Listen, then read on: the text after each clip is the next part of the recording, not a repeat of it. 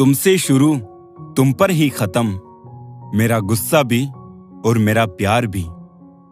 कितना प्यार करते हैं तुमसे ये कहना नहीं आता, बस इतना जानते हैं कि बिना तुम्हारे रहना नहीं आता। इस कदर प्यार है तुमसे कि तुम्हें ख्वाब नहीं हकीकत बनाना चाहता हूं। लाख तुम्हें चाहने वाले होंगे, लेकिन तुम्हें महसूस सिर्फ मैंने किया है। मिले थे एक अजनबी बनकर, आज मेरे दिल की जरूरत हो तुम। किसी को पसंद आना बहुत आसान है, मगर हमेशा उसकी पसंद बने रहना बहुत मुश्किल है।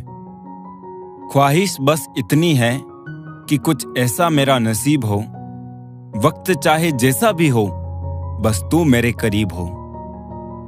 जिंदगी रहे तो हर दिन याद करते रहेंगे, भूल गए तो समझ लेना कि खुदा ने हमें याद कर लिया है।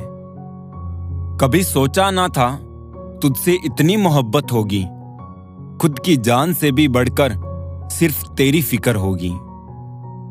कहाँ जाएंगे हम तुम्हें छोड़कर, तुम्हारे बिना रात नहीं गुजरती, जिंदगी क्या गुजरेगी।